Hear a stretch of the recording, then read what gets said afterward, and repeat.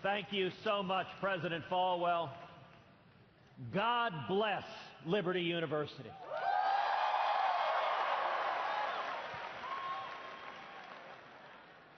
I am thrilled to join you today at the largest Christian university in the world.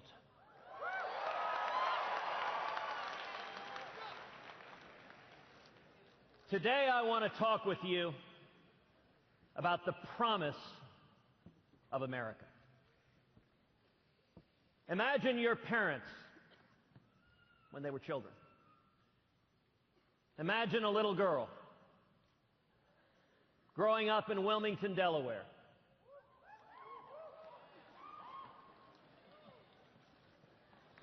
During World War II, the daughter of Irish and Italian Catholic family, working class. Her uncle ran numbers in Wilmington. She grew up with dozens of cousins because her mom was the second youngest of 17 kids. She had a difficult father, a man who drank far too much and frankly didn't think that women should be educated. And yet this young girl, pretty and shy, was driven, was bright, was inquisitive. And she became the first person in her family ever to go to college. In 1956, my mom, Eleanor, graduated from Rice University with a degree in math and became a pioneering computer programmer in the 1950s and 1960s.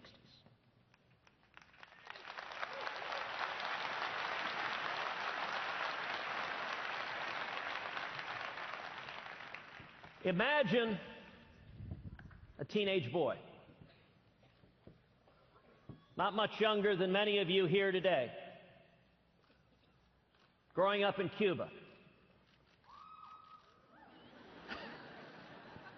Jet black hair, skinny as a rail.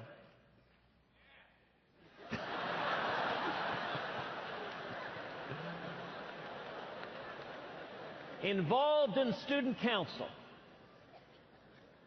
And yet Cuba was not at a peaceful time. The dictator, Batista, was corrupt. He was oppressive. And this teenage boy joins a revolution. He joins a revolution against Batista. He begins fighting with other teenagers to free Cuba from the dictator. This boy at age 17 finds himself thrown in prison, finds himself tortured, beaten, and then at age 18, he flees Cuba. He comes to America. Imagine for a second the hope that was in his heart as he rode that ferry boat across to Key West and got on a Greyhound bus to head to Austin, Texas, to begin working, washing dishes, making 50 cents an hour, coming to the one land on earth that has welcomed so many millions. When my dad came to America in 1957, he could not have imagined what lay in store for him. Imagine a young married couple living together in the 1970s. Neither one of them has a personal relationship with Jesus. They have a little boy, and they're both drinking far too much. They're living a fast life. When I was 3, my father decided to leave my mother and me. We were living in Calgary at the time. He got on a plane and he flew back to Texas. And he decided he didn't want to be married anymore. And he didn't want to be a father to his 3-year-old son. And yet when he was in Houston, a friend, a colleague from the oil and gas business, invited him to a Bible study, invited him to Clay Road Baptist Church. And there my father gave his life to Jesus Christ.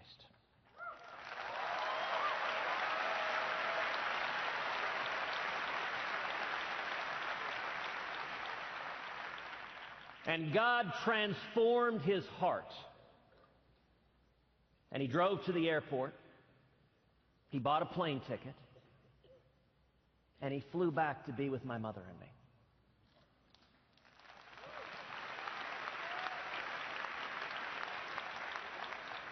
There are people who wonder if faith is real. I can tell you, in my family, there's not a second of doubt. Because were it not for the transformative love of Jesus Christ, I would have been saved and I would have been raised by a single mom without my father in the household. Imagine another little girl living in Africa, in Kenya and Nigeria. It's a diverse crowd. Playing with kids, they spoke Swahili, she spoke English.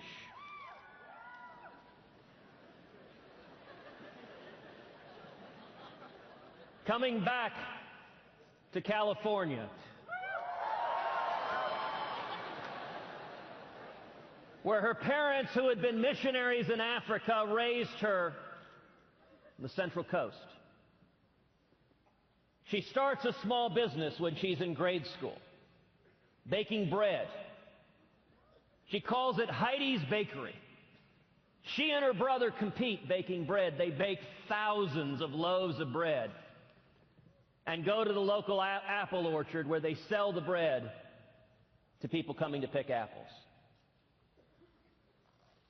She goes on to a career in business, excelling and rising to the highest pinnacles. And then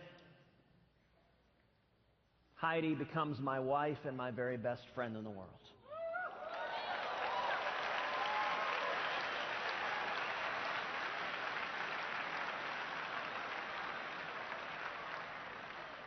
Heidi becomes an incredible mom to our two precious little girls, Caroline and Catherine, the joys and loves of our life.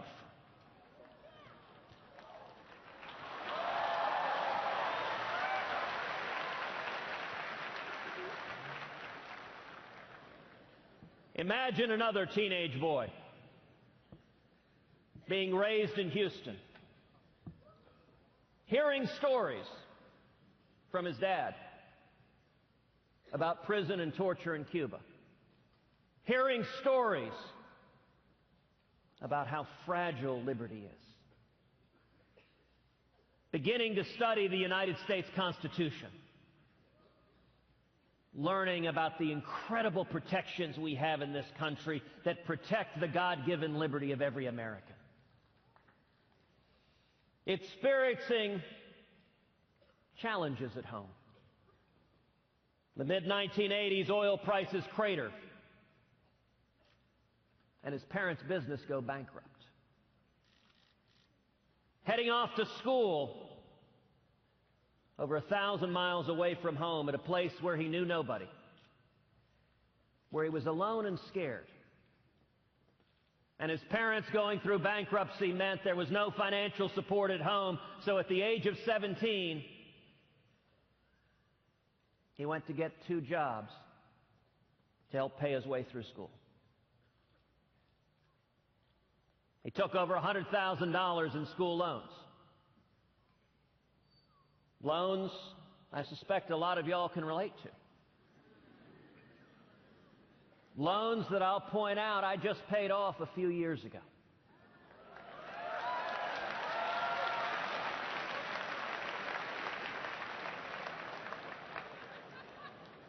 These are all of our stories. These are who we are as Americans. And yet, for so many Americans,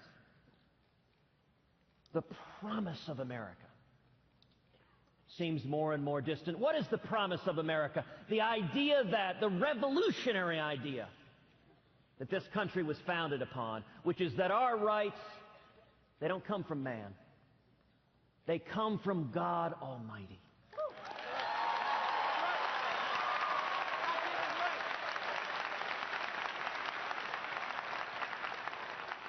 And that the purpose of the Constitution, as Thomas Jefferson put it, is to serve as chains to bind the mischief of government.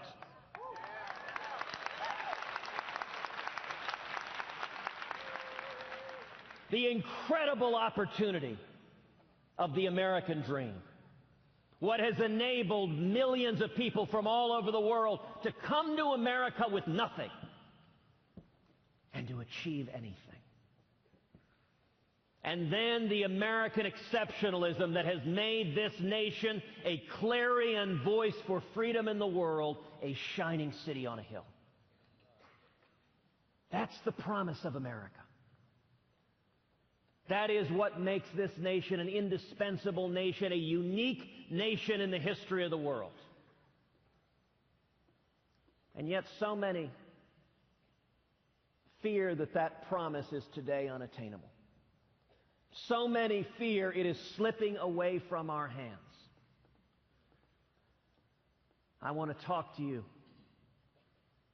this morning about reigniting the promise of America. 240 years ago, on this very day, a 38-year-old lawyer named Patrick Henry stood up just 100 miles from here in Richmond, Virginia, and said, "Give me liberty or give me death."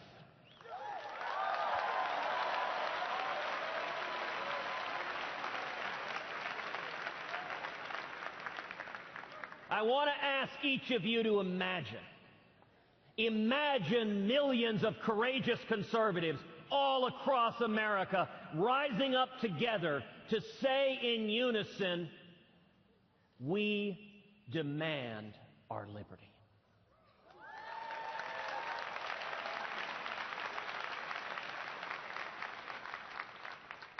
Today, roughly half of born-again Christians aren't voting. They're staying home. Imagine instead millions of people of faith all across America coming out to the polls and voting our values.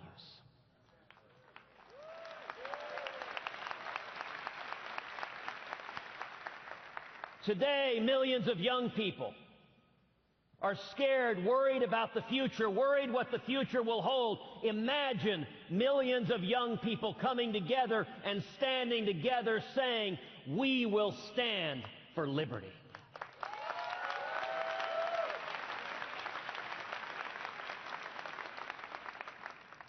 Think just how different the world would be. Imagine, instead of economic stagnation, booming economic growth.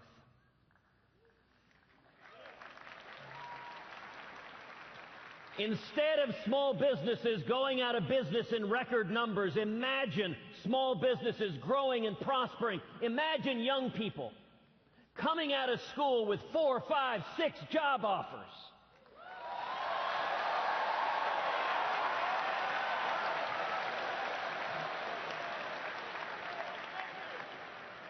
Imagine innovation thriving on the internet as government regulators and tax collectors are kept at bay and more opportunity is created.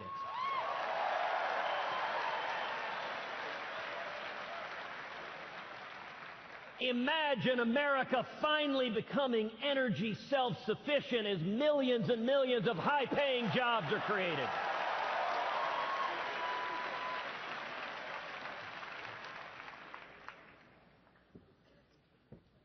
5 years ago today,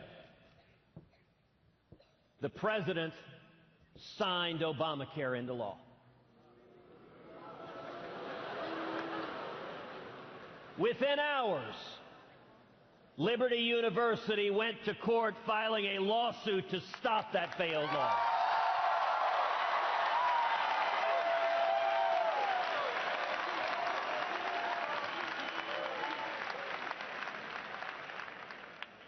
Instead of the joblessness, instead of the millions forced into part-time work, instead of the millions who've lost their health insurance, lost their doctors, have faced skyrocketing health insurance premiums.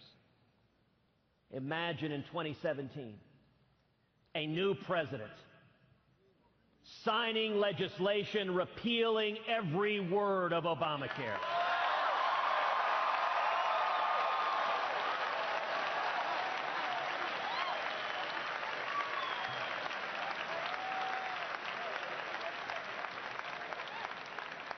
Imagine health care reform that keeps government out of the way between you and your doctor, and that makes health insurance personal and portable and affordable.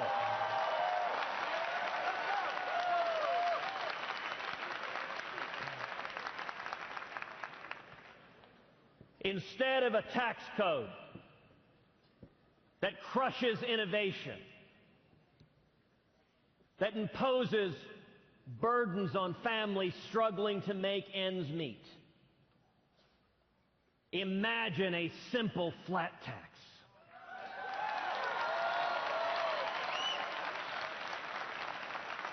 That lets every American fill out his or her taxes on a postcard.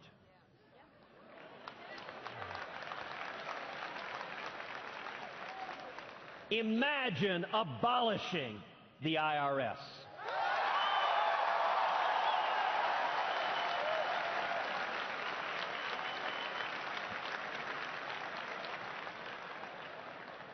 Instead of the lawlessness and the President's unconstitutional executive amnesty, imagine a president that finally secures the borders.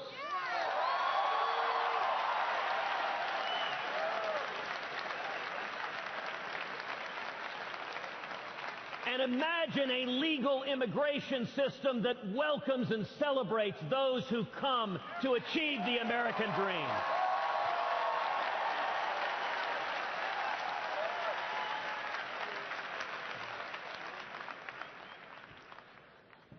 Instead of a federal government that wages an assault on our religious liberty, that goes after Hobby Lobby, that goes after the Little Sisters of the Poor, that goes after Liberty University.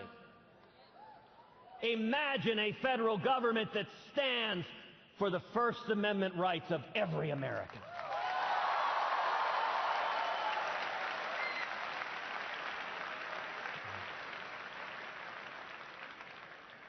Instead of a federal government that works to undermine our values, imagine a federal government that works to defend the sanctity of human life.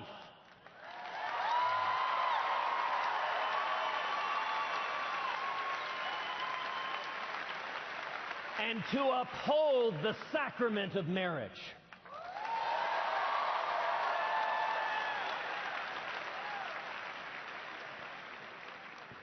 Instead of a government that works to undermine our Second Amendment rights, that seeks to ban our ammunition,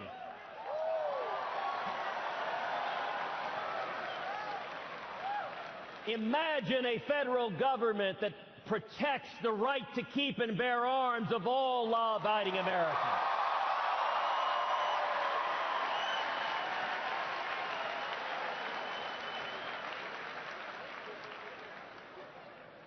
Instead of a government that seizes your emails and your cell phones, imagine a federal government that protected the privacy rights of every American.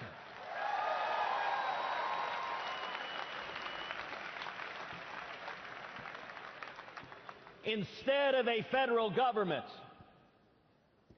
that seeks to dictate school curriculum through Common Core.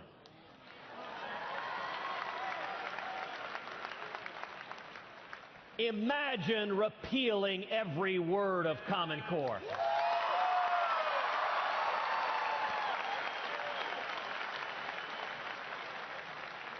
Imagine embracing school choice as the civil rights issue of the next generation.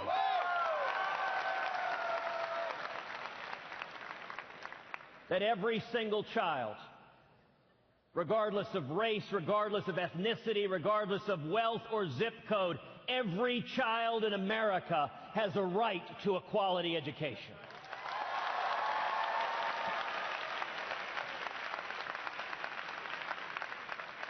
And that's true from all of the above, whether it is at public schools or charter schools or private schools or Christian schools or parochial schools or home schools.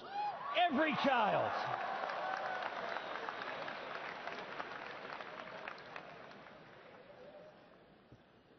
Instead of a president who boycotts Prime Minister Netanyahu, imagine a president who stands unapologetically with the nation of Israel.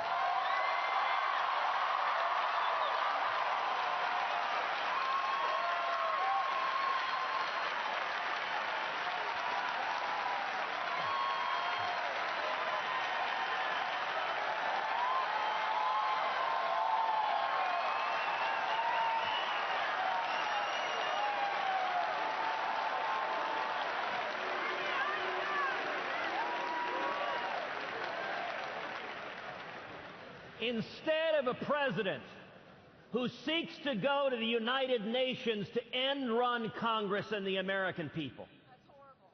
Imagine a president who says, I will honor the Constitution, and under no circumstances will Iran be allowed to acquire a nuclear weapon.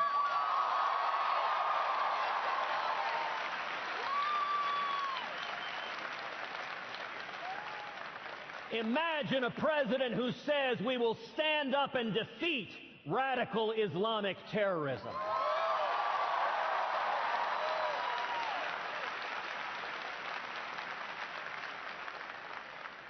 And we will call it by its name.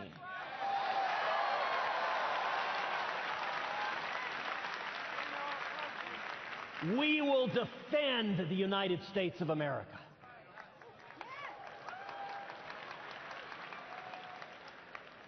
Now, all of these seem difficult. Indeed, to some, they may seem unimaginable. And yet, if you look in the history of our country, imagine it's 1775, and you and I were sitting there in Richmond listening to Patrick Henry say, "Give me liberty or give me death."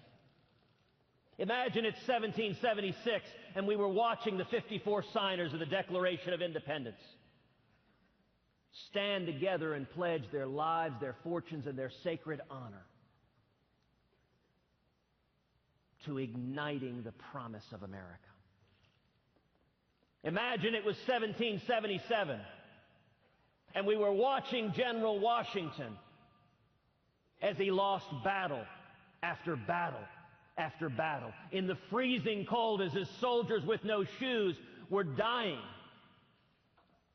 fighting for freedom against the most powerful army in the world.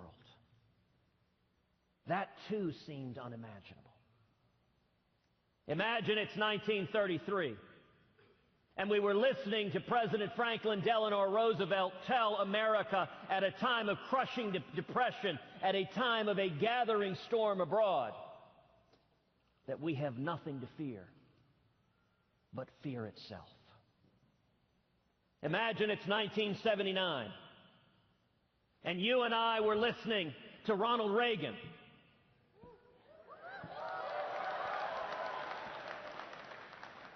and he was telling us that we would cut the top marginal tax rate from 70% all the way down to 28%. That we would go from crushing stagnation to booming economic growth, to millions being lifted out of poverty and into prosperity and abundance. That the very day he was sworn in, our hostages who were languishing in Iran would be released. And that within a decade, we would win the Cold War and tear the Berlin Wall to the ground. That would have seemed unimaginable. And yet, with the grace of God, that's exactly what happened.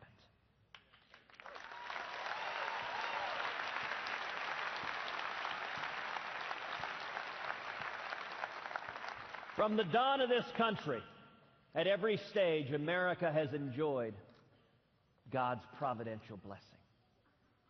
Over and over again, when we faced impossible odds, the American people rose to the challenge. You know, compared to that, repealing Obamacare and abolishing the IRS ain't all that tough. The power of the American people when we rise up and stand for liberty knows no bounds.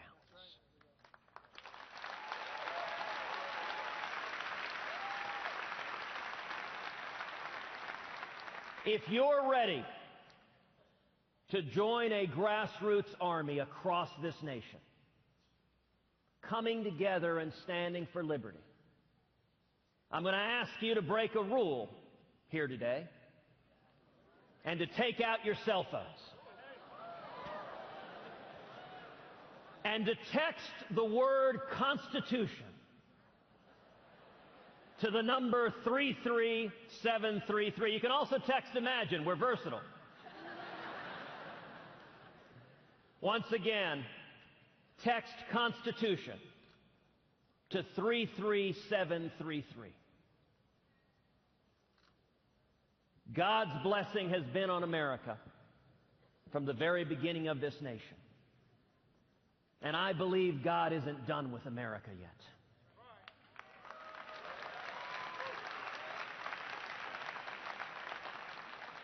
I believe in you. I believe in the power of millions of courageous conservatives rising up to reignite the promise of America. And that is why today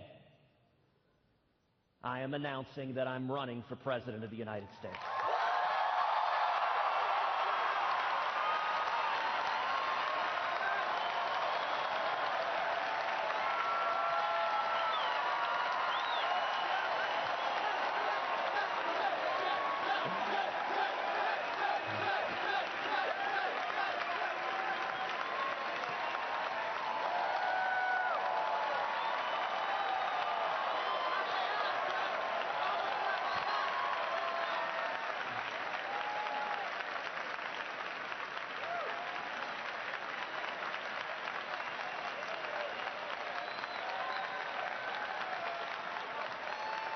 It is a time for truth. It is a time for liberty. It is a time to reclaim the Constitution of the United States.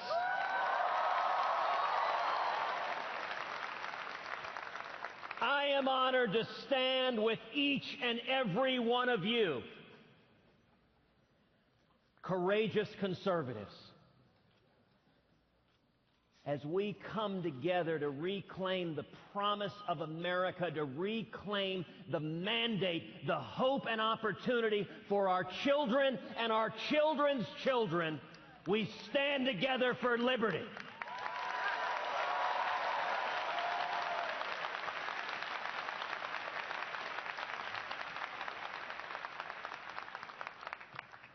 This is our fight. The answer will not come from Washington. It will come only from the men and women across this country, from men and women, from people of faith, from lovers of liberty, from people who respect the Constitution. It will only come as it has come at every other time of challenge in this country, when the American people stand together and say, we will get back to the principles that have made this country great. We will get back and restore that shining city on a hill that is the United States of America. Thank you, and God bless you.